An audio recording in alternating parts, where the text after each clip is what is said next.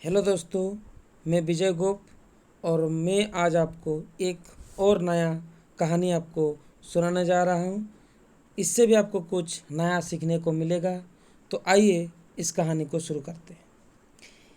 देखिए, इस कहानी में ये है कि कुछ गांव के लोग हैं और कुछ गांव के लोग मीटिंग करते हैं कि गांव में एक मंदिर का निर्माण किया जाए। तो सभी लोग उसमें सहमति देते हैं और कहते हैं, ठीक है भाई, चलो हम लोग एक मंदिर का निर्माण करते हैं। तो सभी लोगों ने विचार किया और मंदिर का निर्माण करने लगे। ऐसे मंदिर निर्माण हो गया। इसके बाद सभी लोगों ने कहा, भाई मंदिर तो निर्माण हो गया है, अब इसमें हम लोग को मूर्ति चाहिए, तो मूर्ति बनाएंगे। तो उन लोगों ने एक मूर्तिकार जो पत्थर का मूर्ति बनाता है उसके पास चल गए और उनसे बोले कि भाई हम लोग मंदिर बनाए हैं, तो हम लोगों को एक पत्थर का मूर्ति चाहिए। तो मूर्तिकार ने बोला, ठीक है, मैं आप लोगों का पत्थर का मूर्ति बना दूंगा।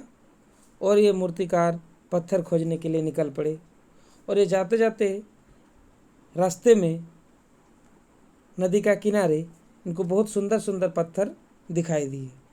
तो मूर्तिकार ने 2 पत्थर उठा करके घर ले आए और उससे एक पत्थर को लिए और उसमें से एक पत्थर से मूर्ति बनाना चाहा। तो जैसे ही उन्होंने उस मूर्ति से पत्थर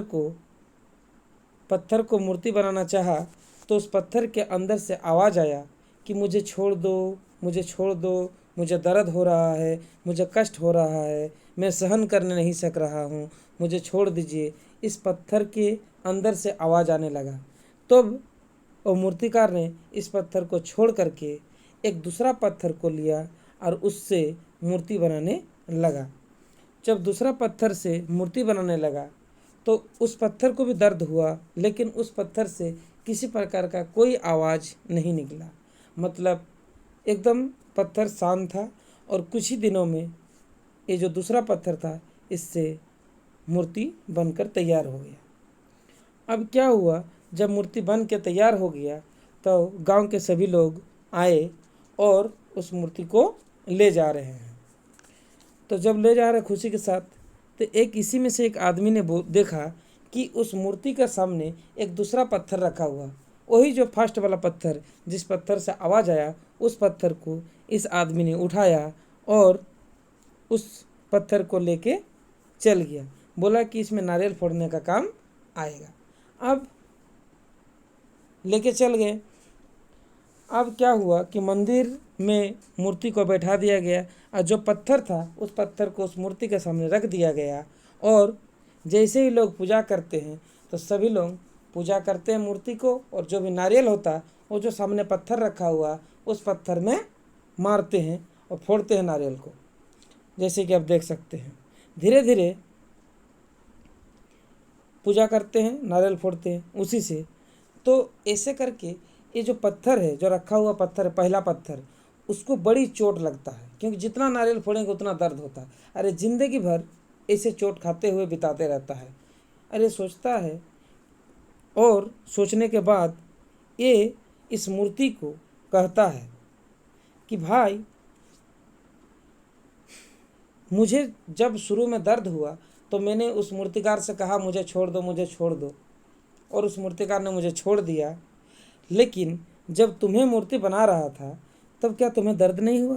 तब इस मूर्ति ने कहा कि भाई, उस समय मुझे भी दर्द हुआ था, लेकिन मैं उस समय चुप रहा, क्योंकि मैं जानता था कि मैं अगर उस समय कुछ क्षण के लिए अगर मैं दर्द को सह लूँगा, दर्द को अपने अंदर रखूँगा, कष्ट जितना भी हो मैं सहन कर लूँगा, तो मेरा भविष्य कुछ अच्छा होने वाला है और ये मूर्ति बन करके मैं तैयार हो जाऊंगा। इसलिए मैंने उस समय सहन किया और मैं आज ये मूर्ति बना हुआ हूँ और मुझे लोग पूजा कर रहे हैं, और तुम पत्थर के रूप में पत्थर ही रह गया, तुम्हें कोई पूजा नहीं करता, बल्कि तुम्हें उस समय तुमने सहा नहीं, उस समय तुम सहन नहीं करने सका, थोड़ा सा चोट को तुम सहन करने नहीं सका, इसीलिए तुम अभी ज़िंदगी भर ठोकर खाते रहो, नारियल का जितना चोट होगा सब तुम पर लगते रहेगा। तो इस तरह से तुम्हारा ज़िंदगी भर ऐसे ही बीतते रहेगा।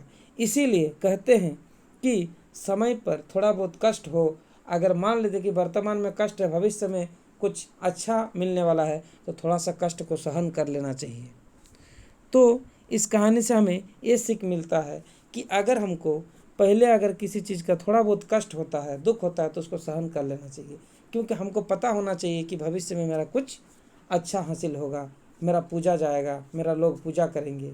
तो इस कहानी से हमें ये सीख मिलती है कि कोई अगर छात्र है, कोई स्टूडेंट है, अगर शुरू में पढ़ने में दिक्कत होता है, कष्ट होता है, तकलीफ़ होता है, सहन कर लेता है, उस दुख तकलीफ को सहन कर लेता है, रात को जाग के पढ़ाई करता है, फिर भी वो सहन कर लेता है कि हाँ मैं मेहनत करूँगा, मैं जागूँगा, क्योंकि अगर वो मेहनत कर लेगा इस समय, तो उसका भविष्य में ऐसा भी हो सकता है कि उसको एक बहुत अच्छा नौकरी मिले, बहुत अच्छा जॉब में जाए, बहुत अच्छा बिजनेस करे, बहुत आगे बढ़े और वो अमीर बने।